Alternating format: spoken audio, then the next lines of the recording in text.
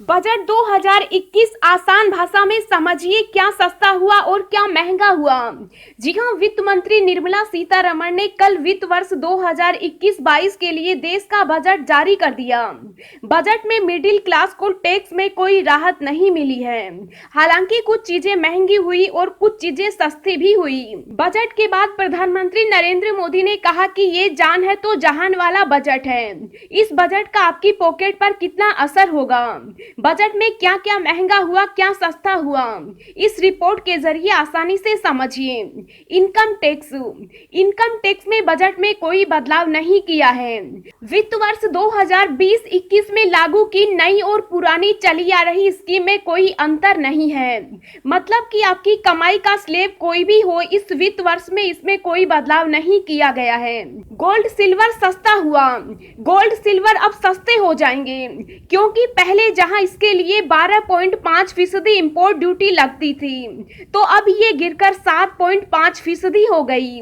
इसका असर ये होगा कि प्रति 10 ग्राम के रेट में सोने की कीमत में 1894 और चांदी के रेट में 1900 रुपए कम हो जाएंगे। सोने चांदी के सिक्के की इंपोर्ट ड्यूटी में भी कमी आई है। और क्या सस्ता हुआ, स्टील के सामान भी अब सस्ते हो जाएंगे।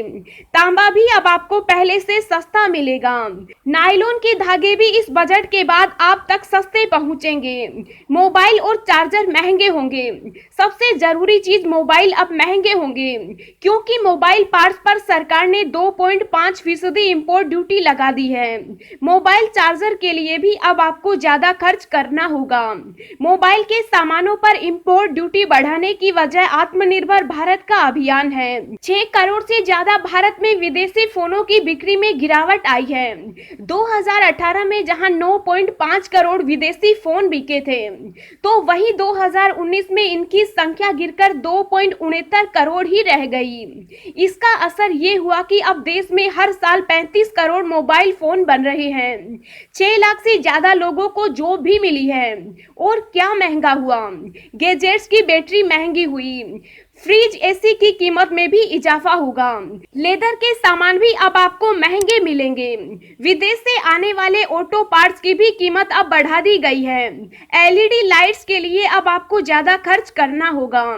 यही सोलर इन्वर्टर की कीमत में भी इजाफा किया गया।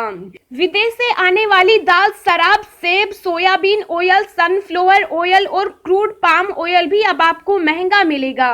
होम लोन लेने वालों को मिलेगा फायदा। वित्त मंत्री निर्मला सीतारमण के इस बजट के सस्ते घरों के लिए होम लेने वालों को भी फायदा मिलेगा। बजट में बैंक लेकर सस्ते मकान खरीदने वालों को टैक्स में 1.5 लाख रुपए की छूट को 1 साल के लिए बढ़ा दिया है।